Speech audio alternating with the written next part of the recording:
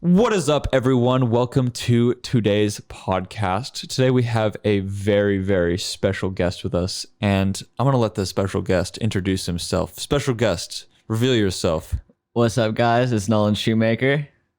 Hell yeah. So, Nolan, you have been one of my friends for a very long time. You've been a part of, I don't want to say a part of Undialed, but you've been around the Undialed energy for quite some time. Yes, I have. And now you're finally here for a podcast. So welcome. Thank you. Thanks for having me. Yeah, dude. So what are you doing in here in Arizona? Just trying to finish up some filming for the part. Yeah. See what kind of last minute clips we can get before we start editing and release this to the public. Ooh, what you working on right now? Low part that I've been filming all of last year. Okay. Welcome to video. Little something. Nice, dude. So cool. so tell me about filming recently. I know you filmed quite a few edits in the past, over the years. What's like your main focus for filming these days?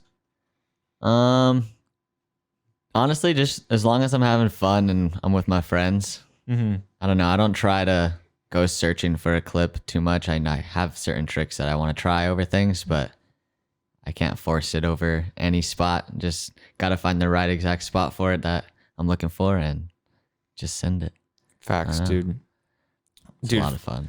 I feel like filming is such a great expression in scooter riding. Like, it's like you have the ability to just like take literally anything and just scooter on it and just like, this is me, you know what I mean? Yeah. So it's like, I think it's so cool, like the obstacles people choose and all sorts of stuff. And you're a pretty all around rider, I would say, for your abilities and stuff. What is it like going from, I would say, more park riding and now you're filming more street? What has that transition felt like? It's definitely different, right? Like riding a lot more street and filming, like just filming clips instead of like just trying for Instagram and whatnot. Mm-hmm. It's a whole different like concept. Like when I'm looking at a trick in the street versus a park, I don't know. I just get like a little bit different feeling versus that. Describe that feeling. So like what is the feeling like if you're gonna go film a park trick? How would you describe that versus like a street trick? Like what is added to a street trick? Like what elements are just for your own mental? Like everything. I feel like, I don't know. You got to worry about if you're at a spot. There's just everything everything comes into perspective. Like it's not perfect. Obviously, it's not made for you to ride. It's not what they built it for. So it's not gonna be like some setup perfect box jump or whatever. So everything just comes into play with the whole run up. If there's a crack on the ground or the rock gets in your way or whatever. I feel that. Would you say that you get like a different type of hype or a different type of energy when you land a street trick versus like a skate park trick? Is there a difference between the two, or is it both a similar energy? It's like, similar, I would say. Similar? Yeah. It's both just like the stoke, That initial stoke is, I don't know. I don't know if the hype changes. Yeah. I mean, it just depends on how long you try it for. Same thing. Got you. Definitely. No, dude, I've seen a couple of the clips that you've filmed so far, and they've been so sick. Thank you. I feel like, I don't know, I'm so stoked that you're a part of like something where they're able to put your riding abilities on such a great platform. Do you know what I mean? Like I felt like in the past you potentially like you were always a part of edits, you know what I'm trying to say? But I feel like now is like, this is Nolan's edit. You know what I mean? Like this is an edit that's not filmed over like a couple days or like even like a little bit. Like you're traveling state to state to do this. And I'm hyped. Dude, Took all of last year pretty much just to get all this footy that we've had, and I'm excited to get these last couple clips and put it out. So do you think you have multiple more scooter videos to film like after this one?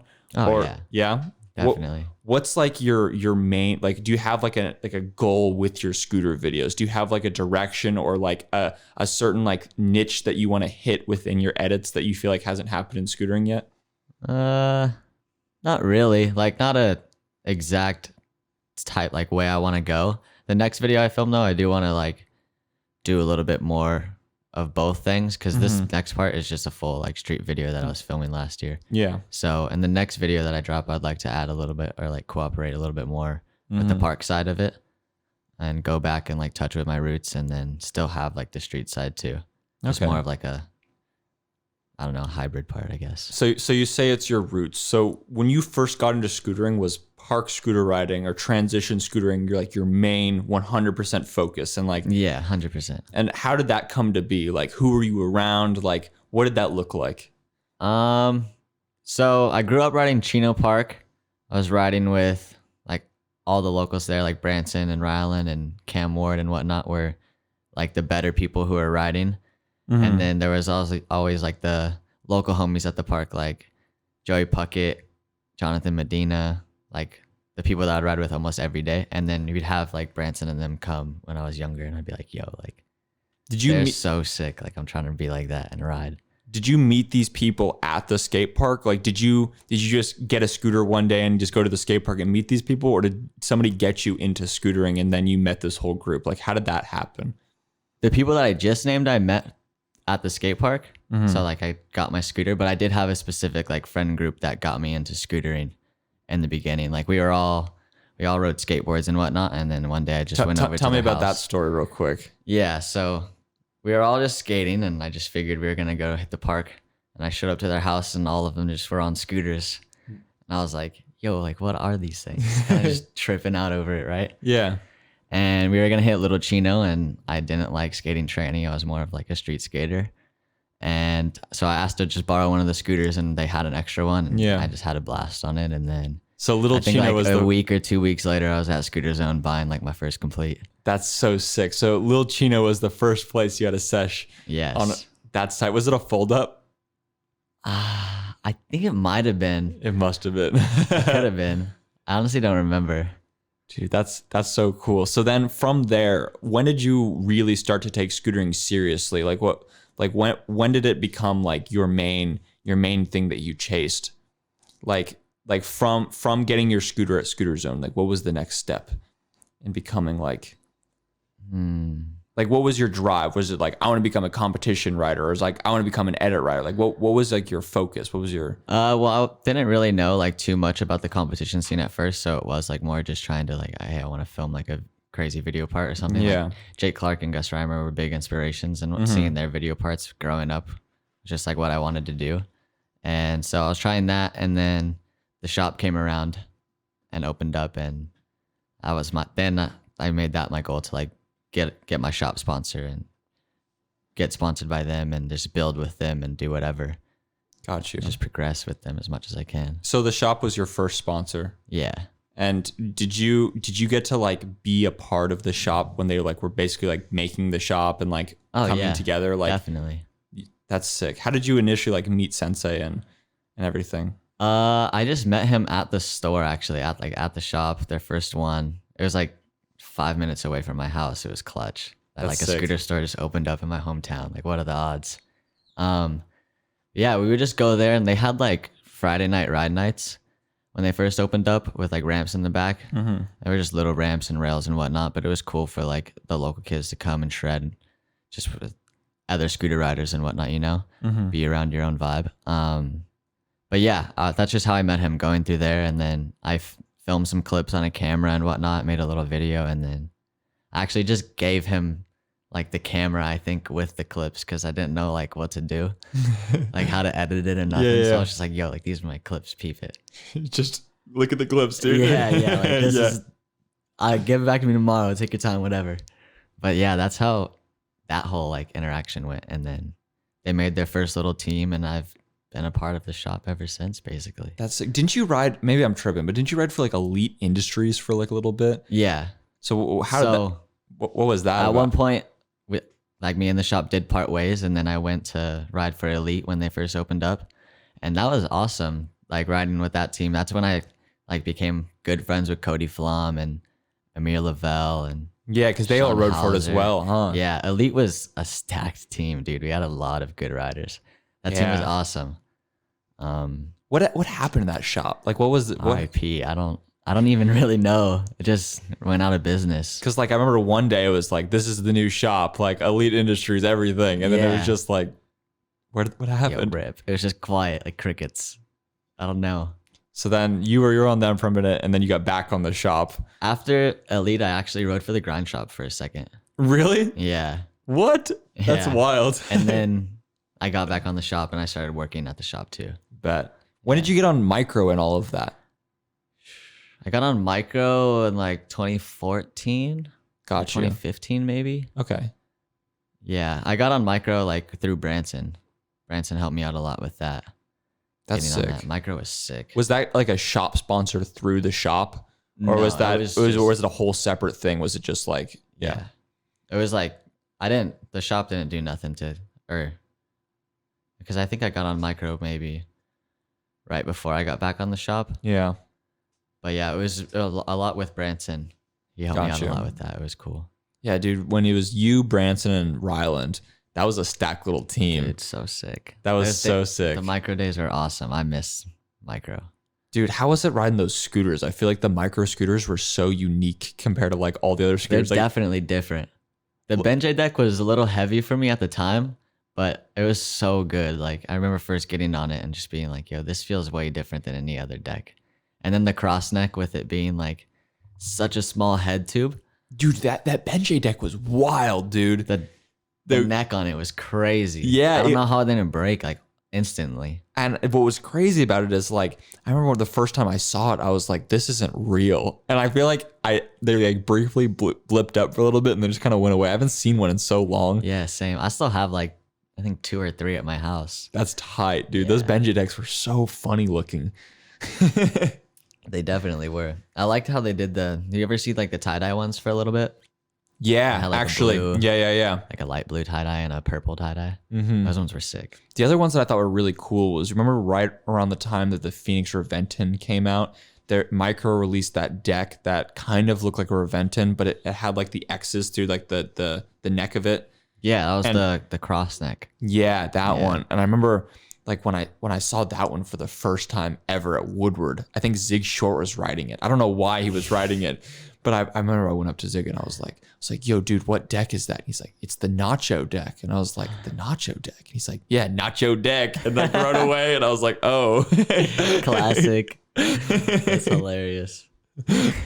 But dude, those decks fascinated me like so much as a kid. Like, I don't know, what was it like riding for like such like a little team? Like I feel like you three were like this little exclusive group that had like almost like a huge backing. Like Micro's a huge company, you know what I mean? Definitely. I don't know if you guys got much from that from the actual Micro company, but it was like sick. It was like you guys were a part of like Razer almost, but like a European Razer. Like definitely. Like what was like? Just tell me about the Micro experience. Like I'm so curious. Dude, it was awesome. Like they treated us really, really well. Like as far as travel and everything, we could basically go like wherever, like with almost no heads up. Like it was almost like if you wanted to go somewhere, if it was Thursday and you wanted to go somewhere Saturday, all right, sounds good. Like it was. And crazy. how long did that keep up for? Like not that much. As soon as I got on, I know Branson and Rylan were on for like I think a year or 2 before me, and that was like all that they did. Like they traveled so much. I know they did like a whole European tour. I think maybe even Australian tour,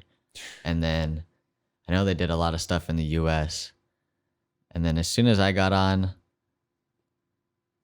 like I think Hunter Bechtel like left right when I got on, and then it was just me, and like Ty left. Just me, Branson, and Rylan. But it was awesome. Like they still supported us super heavy. And then I think I was on for maybe year and a half. And it all just kind of started going down. I think they got a new owner or something like that. That's what I heard as well, is that there's the new owner that wasn't interested in like the freestyle side of it. Yeah. Yeah. Which is so funny to me. I feel like if I was an owner of a company, maybe it's just because I'm into scooter, but like, but like, I feel like if I was a company owner and I was like, yo, like there's this like precision like end of our company that's like designed for like these riders and they do like crazy stuff with it. Like, I feel like as an owner, it'd be like, yo, like those are my ponies. Like those are like my show people. Like I have to treat them good. You know what I mean? Right. Like those are the people I film ads with. Those are the like exactly. Like they could have definitely utilized it in a very productive way, but they didn't. I just think it's funny how many like strange products Micro makes. Like Dude, they made a car. What? They made an electric car. No way. Like when I was on, there was like in the talks of like, hey, we're going to try to put this like electric car into the works and get it out into like the European market. So I think it's like they do it like they run them like electric bikes. Wow. Like how they do in San Diego. Yeah. So you just go up and you like get this car, like pay Like for a it zip for the car day or something. Yeah, and then you just return it or whatever. That's insane. What I was thinking of is the scooter suitcase. I don't know if you've ever seen that before. They sent me like 2 of those. No way. You have some? Yeah. No way. Crazy. Things are tight. Those are so funny, man. Like I was doing this video a while ago where I was basically talking about the history of a scooter fork. And what was crazy to me was how much of scootering history all came down to micro, you know? It was crazy because I remember his name, Wim Opelberger. He invented, he like was part of micro and invented like the scooter because he wanted to like go get hot dogs more easily or something like that. Like that was the entire invention for a scooter is some dude was like, I need to get more snacks. So he's like, but I don't want to walk, but I also don't want to bike. And he was just like, I need to create this like hybrid thing. And that's the scooter. And that's like the micro dude. And it was like, it was crazy to me, like learning about all of that, the history of micro, because it's like they were doing what Razer was doing, but it's just in Europe. You know what I mean? Like, it was, definitely. And it was huge. And what's crazy is just their immense line of products that they've released. Like their trick scooters were just like a fraction of like all of the other strange things. And like they've invented and brought so many things to the scooter market, like the snow scooter. Shout out Benjay. Yeah, and Benjay had so much to do with all of it. Like I cannot discredit Ben. Benjay was like the mastermind of behind micro. Yeah. Yeah. And like, dude, like there's just so much thought. And what's crazy is when like, you know, like when we go over to Europe, it's like you don't see kids on Razors, you see kids on micros, and it's like I feel like it would be so cool to like be a part of a company that's like that rooted. You know what I mean? Tight. And it's like it's such a bummer to me now. Like I almost feel like offended in a way, like because micro like doesn't want to do anything with scooters. Like I never was affiliated with them, but I feel like I'm hurt by that in like a way. I don't know, but it's like I don't know. It's micro is a big thing. It definitely is. There's a couple people that work or that were working for micro that I think are now working for Chili.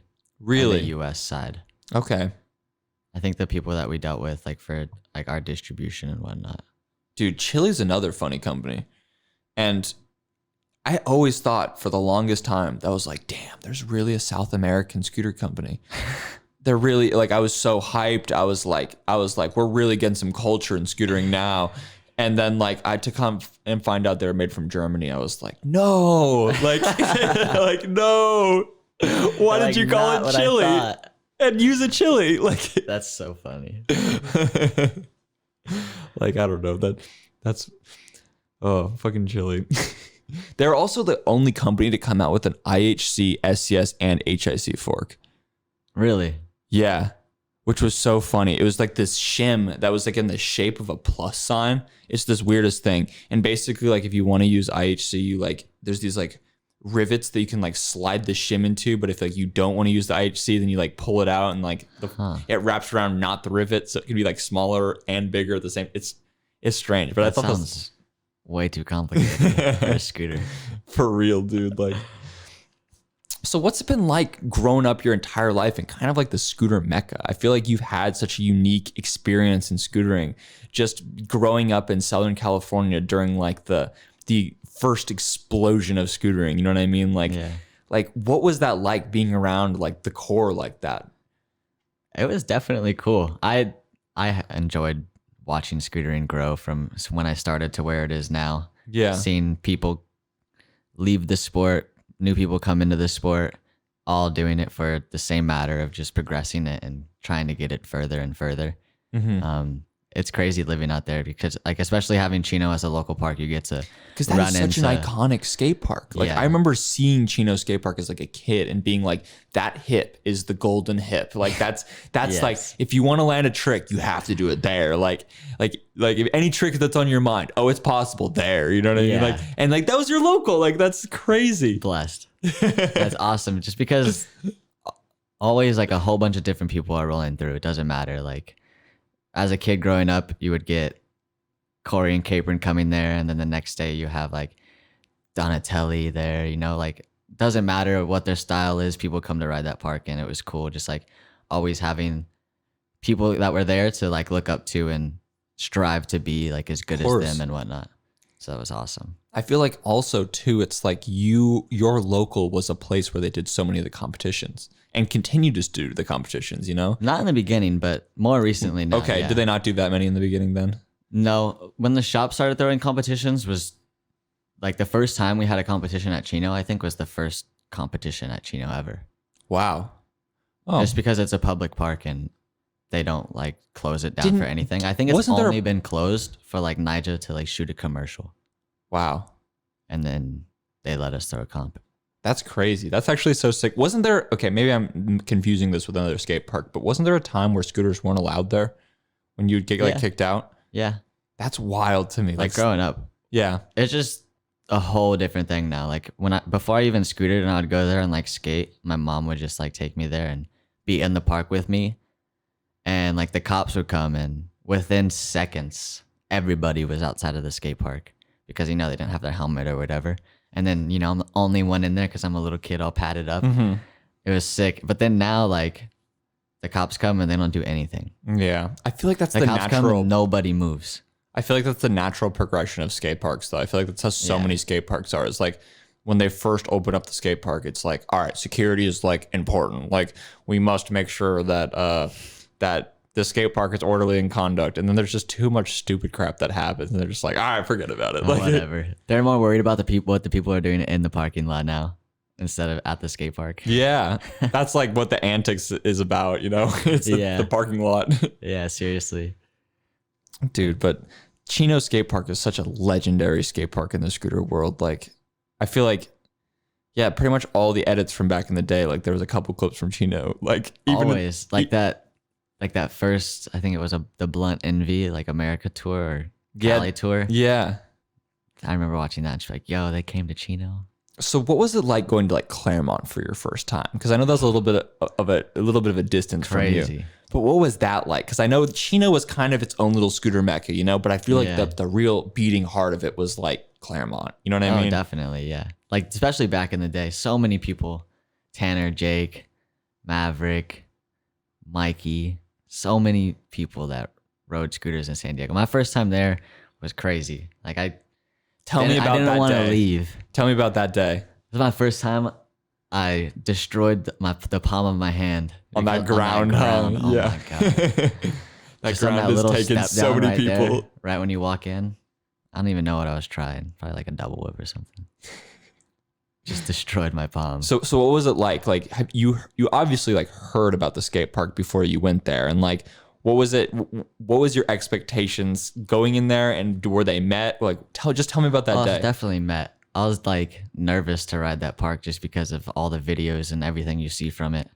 I definitely stayed in the smaller section my first time there because I wasn't like that good. Yeah. And I couldn't ride the big ramps yet, the ski jump or nothing. RIP ski jump. That was your ramp, huh? Dude, that whole section was so good. So much better than what's there now. Oh, it's night and day. Yeah. It's like, dude, the section they put in now is like dangerous. Like it just feels dangerous. Even though it's not as big as the old section, I swear it's more dangerous. Yeah, I agree.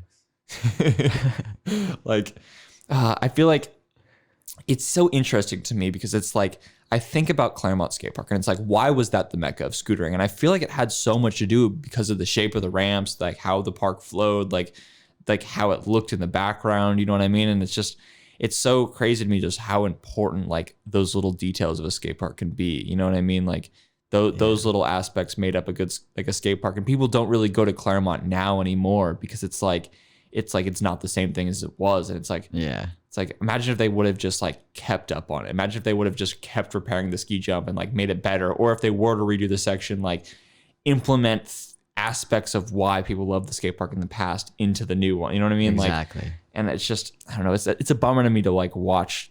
I wouldn't say the fall of Claremont, but it's like kind of the fall of Claremont. Like kids are literally breaking into the skate park now. Yeah, like, I've seen that. That's what I've heard. Like for the last, like since COVID has started, if you've seen any Instagram clips on that ramp, like it's not open. No, like they snuck in, they broke it. Jordan, you little. And then it opens up this interesting question: are those kids riding street? I don't know. Nah. Like they're hopping a fence.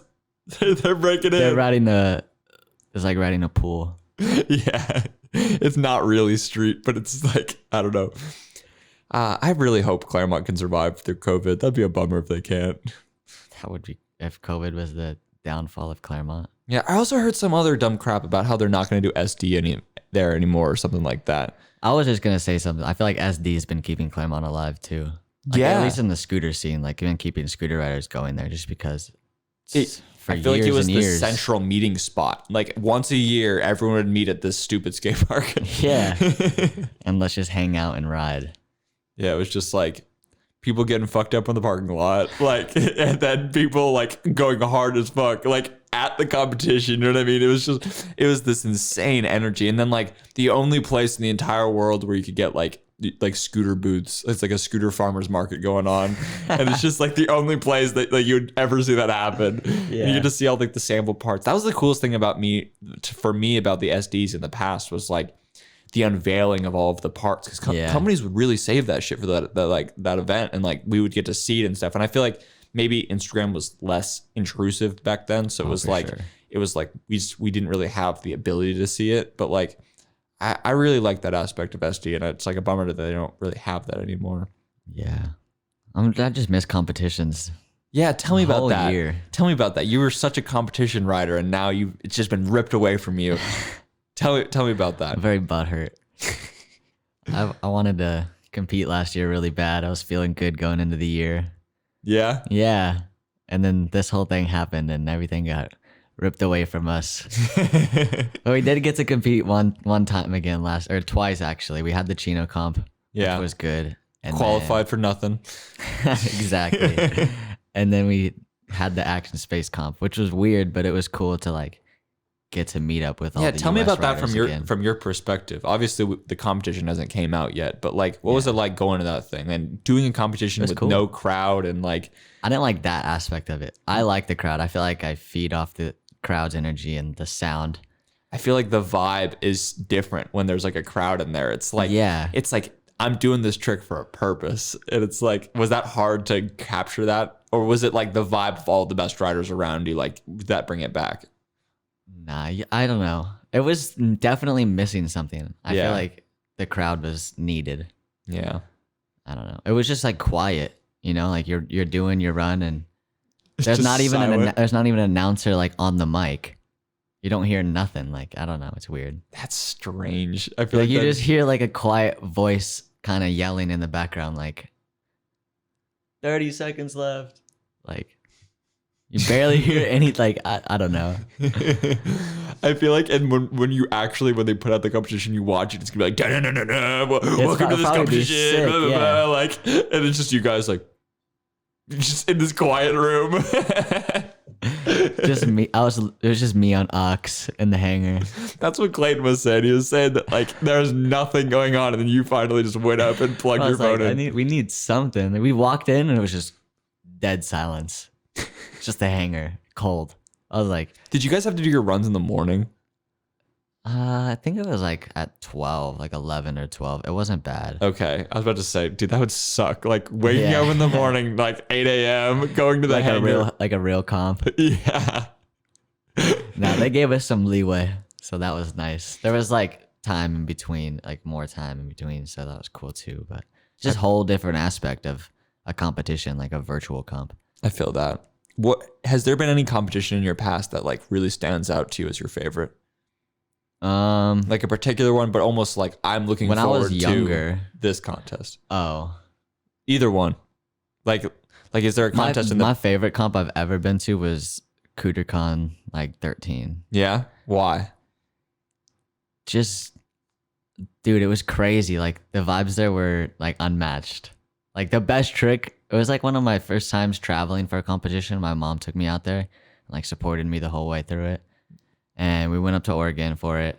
And like just everybody was there. It was like SD, but in Oregon. Like That's sick. Monkey was there. All the TSI dudes were there. Like Hep Greg was there. Vincent was there. Stan Smirnoff was there. Like Ryan. That was when Gould. that's when the Everybody roof drop was about to there. happen, huh? Yeah, what I was telling you about the other day. Yeah. Yeah, but it was crazy. That was my first time winning like an AM comp. Oh, hell yeah. And then the pro comp was insane, and then best trick was even more insane. I don't know if that was when Branson did cannonball front scoot like over a bank to bank. It was kind of a big bank, and then Monkey did that back disaster 180 to Yeah. fakie on that huge vert wall. Crazy. Some kid did a double decade there too. I don't remember who it was. I wish I remember who did that. That's wild. I remember there was an SD competition where I saw a kid do a decade air, and I was like, that's insane. Like, that was like the weirdest looking trick. Like, yeah, dude. So is there any competitions that you're looking forward to coming up or that you were going to do? Like do you like Nitro? Do you like Worlds? Like, what's like your favorite one? Always Nitro. You always have to look forward to dropping into that huge ramp. Not for the first time, but for the second time. The first time is too scary. But yeah, I'm definitely looking forward to Nitro. Hopefully it continues to like able to go on and what happened and doesn't get canceled again. Yeah. But yeah, that'll be a fun one. That Havasu comp, I hope more Havasu competitions can happen. Havasu's always a good time. There's just a good vibe there. Yeah. It's a perfect skate park right by the water. You got both.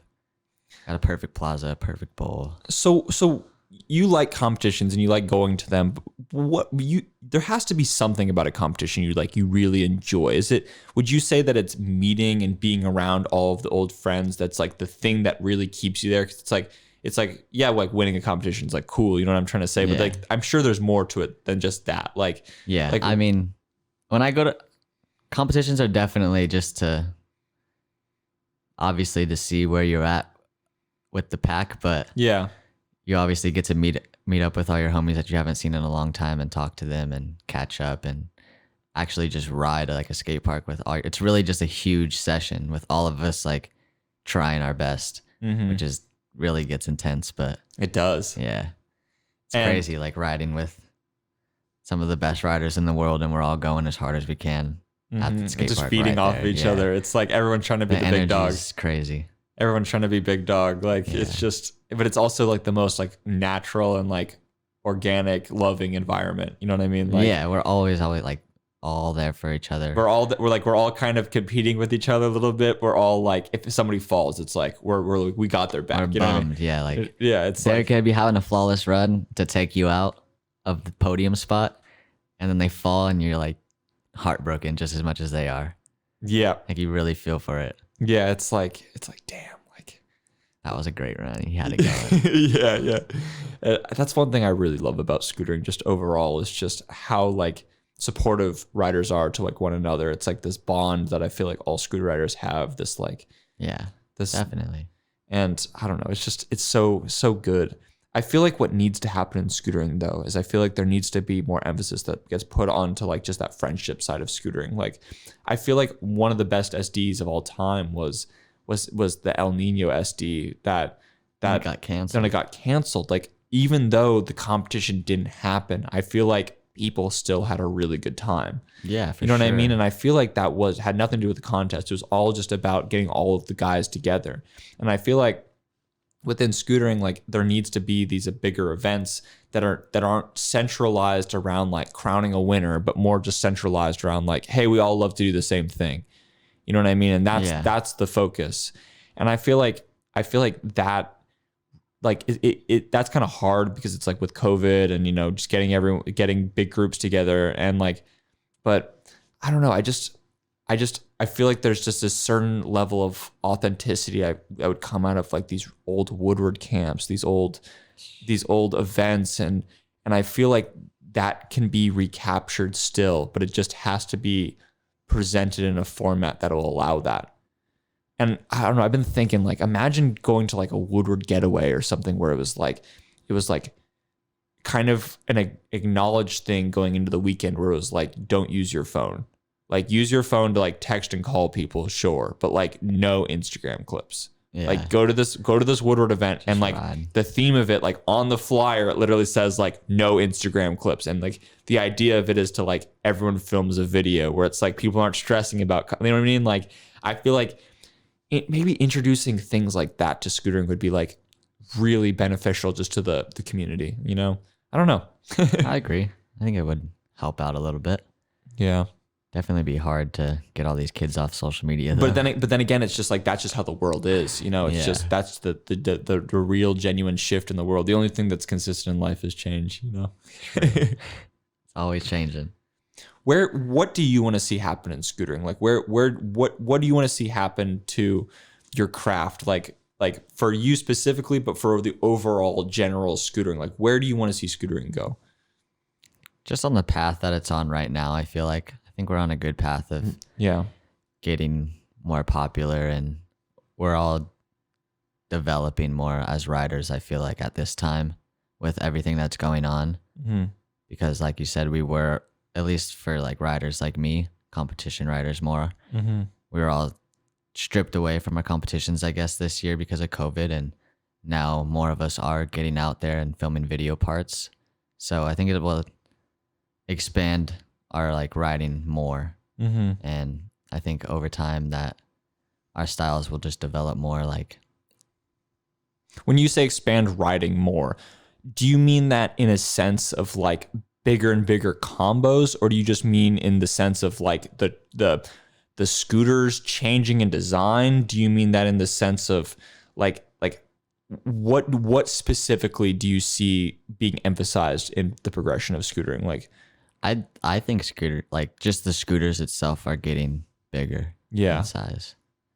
Like yeah, everyone's moving up a little bit, I feel like. everybody. Like even the local kids at the skate park are getting bigger scooters. Like, I feel like almost the standard park size now is 5. yeah, definitely. And I Like, feel I like almost never see something below 5 now. and it's like that's changed so much. I feel like what's gonna happen next? It's crazy. We used to ride 4. Could you for real and do like 50s? Yeah. Like I remember 50s on 4.5s were like I remember back in the day, I watched somebody like front 50 that 3-flat-3 rail at Woodward West on back when it was a square rail still before they welded the circle one on top, and they front 50'd a 4.5 wide deck on that rail, and I just remember just being like my mind just being melted, like there's no way, you know, like Yeah. it's so interesting to think about like a scooter when they first created the scooter, like we were talking about the micro scooters and the razor scooter. It's so interesting. Like at one point in time, like that thing was designed not in the aspect of being like people are gonna do like gnarly tricks on this. They're like, all right, we're gonna use a big sized rollerblade wheel because it's cheap, and that's gonna be the size of a scooter wheel. Yeah. Not because it's practical, not because it makes sense. It's just because it's cheap, you know. And then it's like our entire community has like been structured around this model basically that's been sent to China, this China model that's like cutting corners everywhere in a fold up, you know.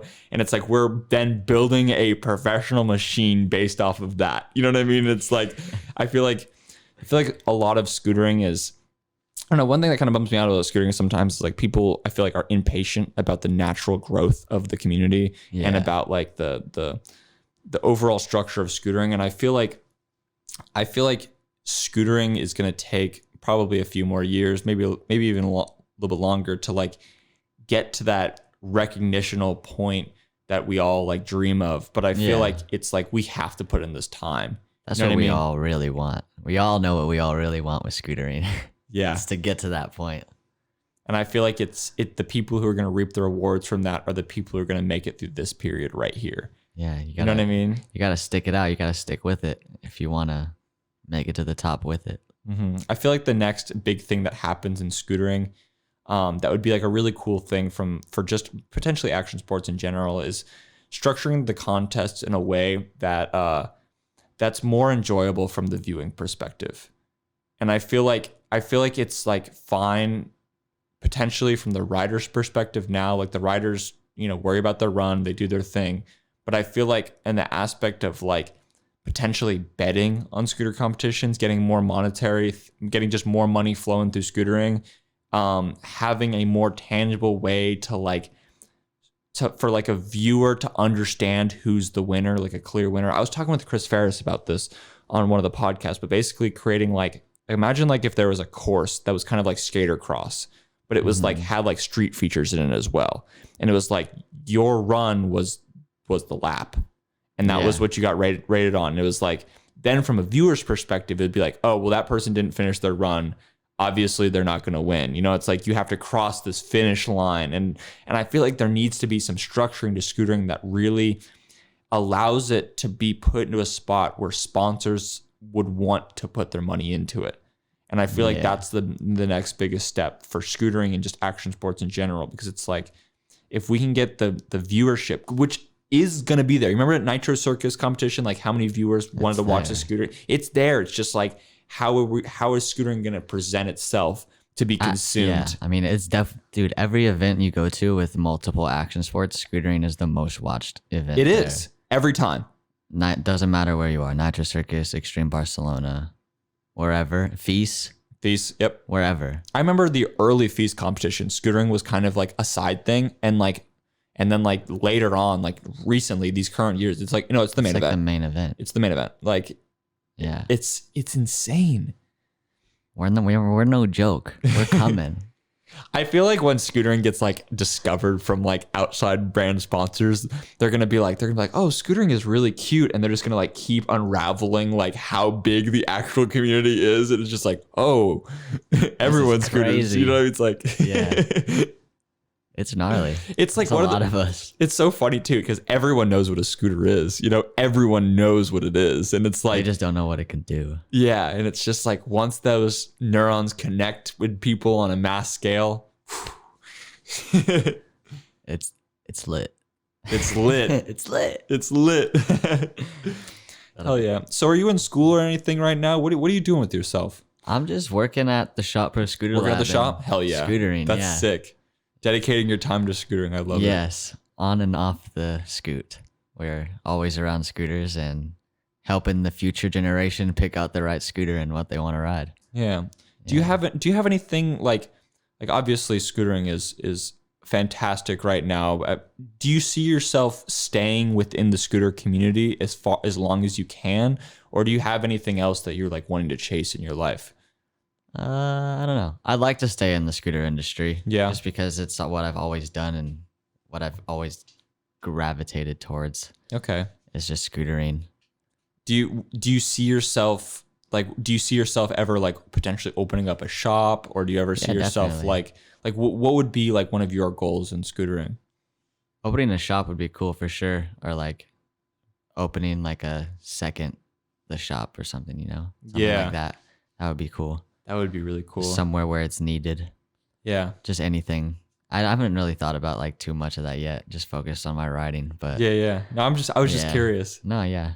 I definitely want to stay in the community as long as I can. I love this community and all the people in it. So I feel like we have such an amazing opportunity right now, because it's like if you really think about it, like the scootering canvas, like what you can possibly do in scootering is like no one's really done much.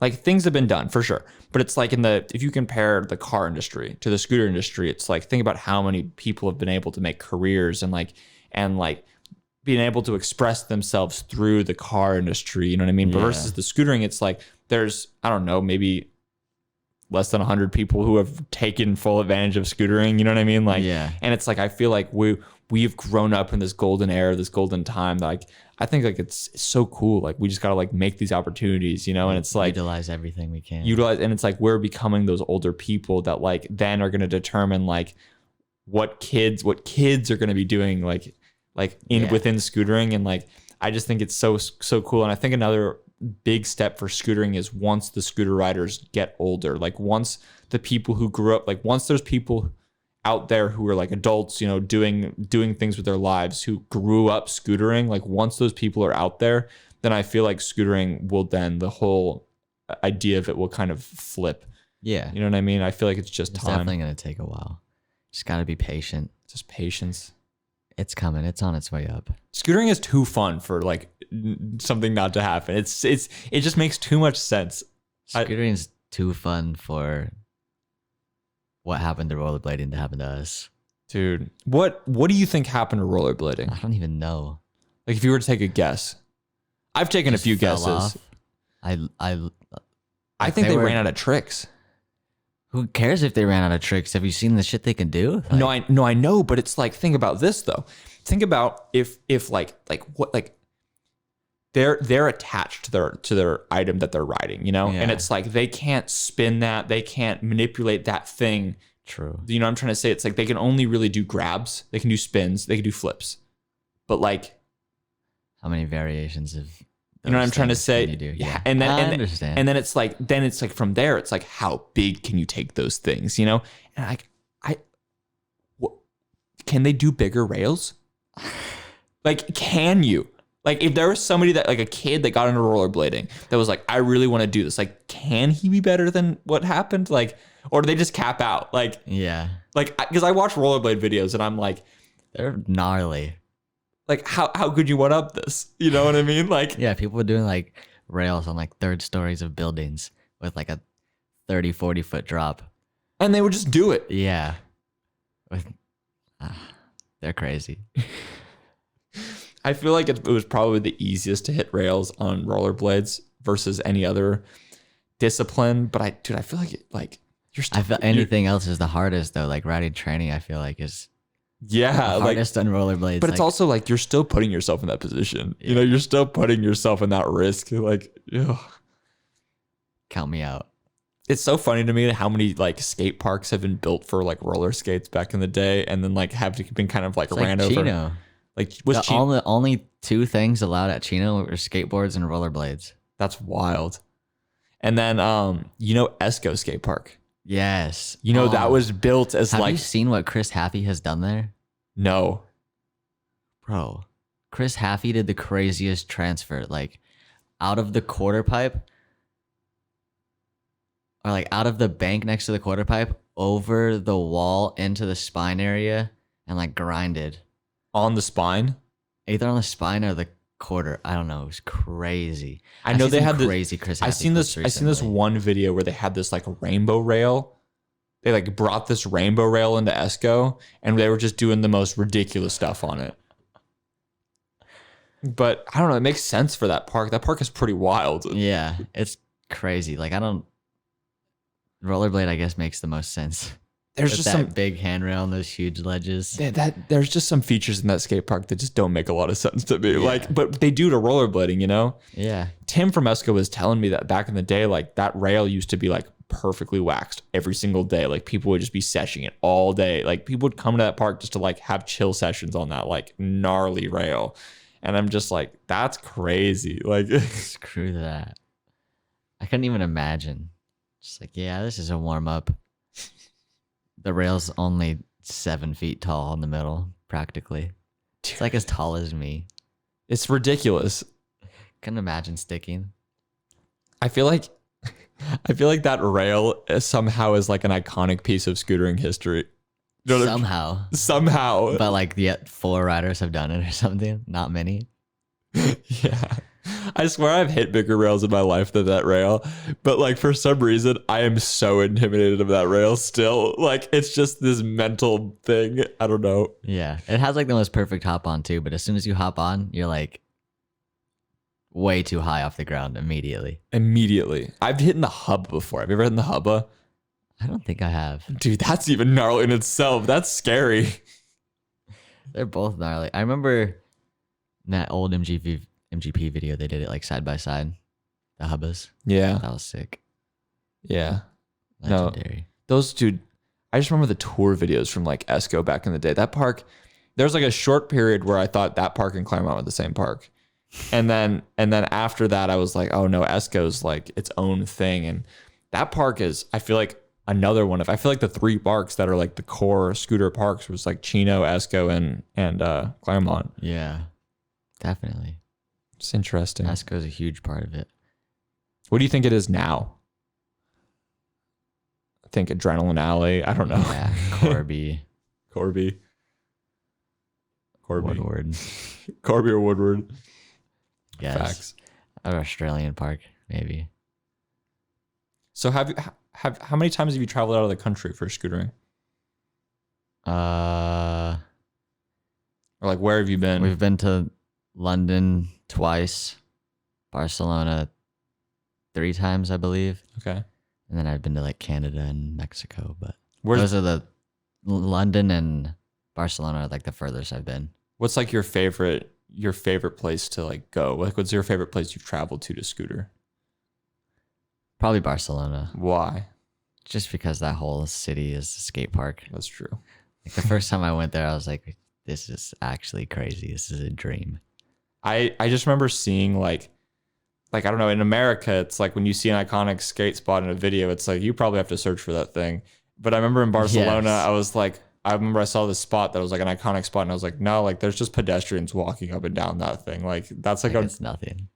like that's a really famous spot. Yeah, Like and then you push 5 blocks that way, and there's another one. there's another one, and then And you're another like, one. Oh, that's right here. And then That's another crazy. one and another one. And and then it slowly occurs to you that like, oh wait, this entire place is a skate park.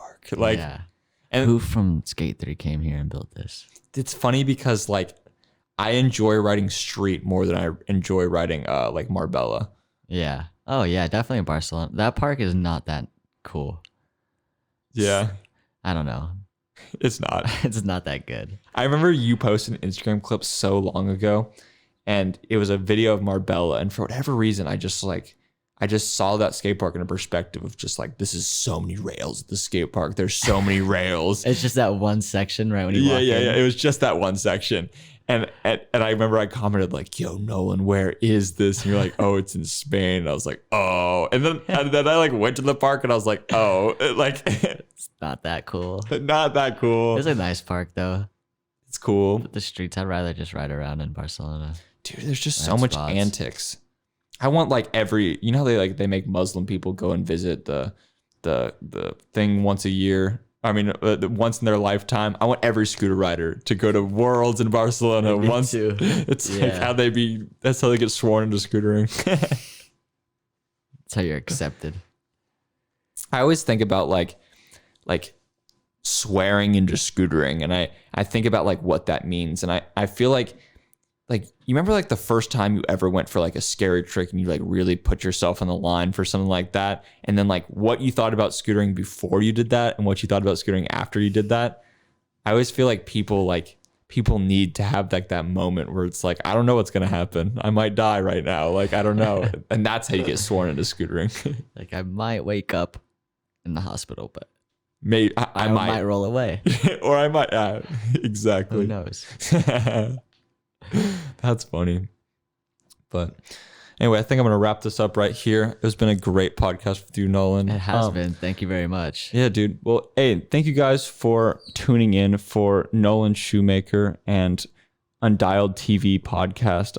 I appreciate all of you viewers, you beautiful viewers out there, and all of you guys should check out Nolan's stuff. When can we expect this video you were just talking about? Sometime soon? Very soon. Hopefully, I don't want to make any assumption. Hopefully like February or March. Bet. Well, Nolan has a great video on the Shop Pro Scooter Labs YouTube channel. Daniel filmed it. Yes. And it was really sick. So go check that AZ8. out. And yeah, what's your Instagram? Nolan_Shoemaker. Nolan_Shoemaker. Go check him out. But anyway, guys, thank you for tuning in, and we'll catch you on the next podcast. Yeah.